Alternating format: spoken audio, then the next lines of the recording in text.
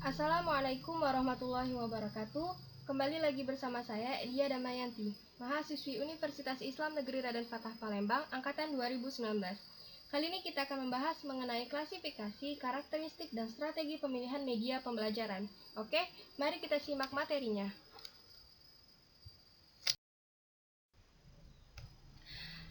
Klasifikasi dan karakteristik media pembelajaran menurut Heinisch. Yang pertama, media yang diproyeksikan. Media yang diproyeksikan adalah media yang penyajiannya memerlukan proyektor, seperti slide suara dan PowerPoint. Yang kedua, media yang tidak diproyeksikan. Media ini tergolong media sederhana, karena penyajiannya tidak memerlukan listrik, seperti benda nyata, benda 3 dimensi, grafis, dan lain-lain. Yang ketiga, audio. Audio memberikan penjelasan dalam bentuk suara, bisa berupa suara binatang dan lain sebagainya, yang sesuai dengan materi pelajaran. Yang keempat, video. Video mempunyai kemampuan untuk memanipulasi waktu dan ruang yang menjadikan video sebagai sumber media pembelajaran yang efektif. Contohnya, bentuk film yang bernuansa edukatif. Yang kelima, media berbasis komputer. Komputer bisa dirancang sebagai media pembelajaran berupa tutorial misalnya, yang mampu diakses secara mandiri oleh peserta didik. Yang terakhir, media pembelajaran menurut Heinisch yakni multimedia kit. Multimedia kit merupakan gabungan dari beberapa jenis media yang digunakan pada topik pembelajaran tertentu, seperti komunitas jejaring sosial atau blogs. Penjelasan selanjutnya, klasifikasi metode pembelajaran berdasarkan fungsi. Perlu kita ketahui secara singkat, metode adalah strategi atau cara yang digunakan untuk mencapai tujuan. Yang pertama, strategi pembelajaran langsung. Metode ini menjadikan guru sebagai pusat dalam kegiatan belajar mengajar. Kedua, strategi pembelajaran tidak langsung. Karena metode ini bentuknya bisa berupa pemecahan masalah dan pengambilan keputusan, maka pusat dari metode ini adalah peserta didik. Ketiga, strategi pembelajaran interaktif.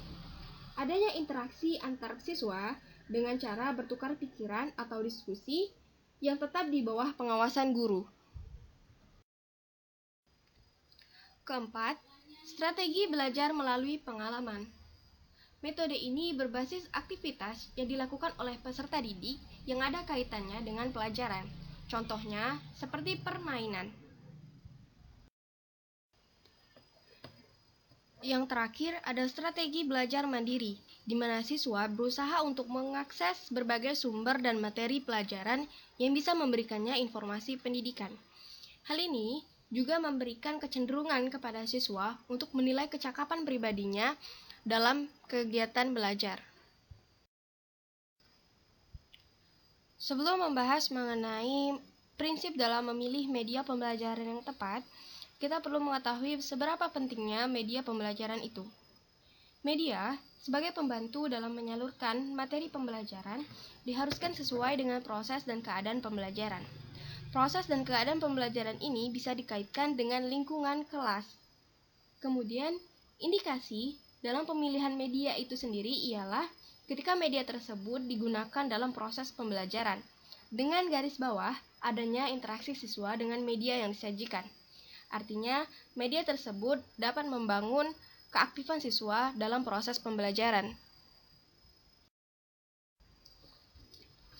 Memasuki materi mengenai pemilihan metode pembelajaran. Yang pertama, harus disesuaikan dengan tujuan, di mana ini mengarahkan pada jenis media yang sesuai dengan materi. Bisa berbentuk visual, audio, gambar, ataupun audio visual. Yang kedua, peserta didik.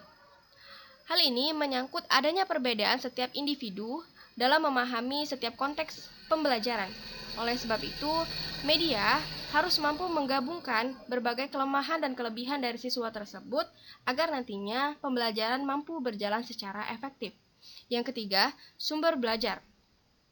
Guru perlu mengetahui mendalam dan menganalisis mengenai materi yang akan diajarkan, agar nantinya guru dapat memilih metode pembelajaran yang tepat dan sesuai terhadap kondisi serta keadaan siswa. Kemudian, fasilitas. Selain guru harus memperhatikan materi pelajaran, juga perlu memperhatikan fasilitas yang tersedia dalam sekolah tersebut. Karena fasilitas bisa diperuntukkan untuk menunjang berbagai jenis media pembelajaran. Kemudian, partisipasi. Partisipasi ini adalah mengenai adanya keselarasan metode dengan kegiatan mengajar. Karena metode dan kegiatan belajar itu harus selaras agar apa yang disampaikan ataupun informasi yang disampaikan dapat sesuai dengan tujuan yang dimaksud. Kemudian guru. Hal ini merujuk kepada kompetensi guru dalam menggunakan media. Mampukah guru tersebut menggunakan media secara maksimal agar tujuan pembelajaran dapat terlaksana dengan baik. Yang terakhir, situasi. Dalam memilih metode juga media pembelajaran perlu memperhatikan keadaan juga situasi lingkungan belajar. Sebab situasi juga memiliki komponen penting untuk membantu menyalurkan informasi pembelajaran agar seluruhnya berjalan secara efektif. Oke, sampai di sini penjelasan mengenai klasifikasi, karakteristik, dan pemilihan metode pembelajaran. Semoga video ini bermanfaat dan menambah wawasan kita semua. Apabila terdapat kata-kata yang salah, saya mohon maaf. Saya akhiri, wassalamualaikum warahmatullahi wabarakatuh.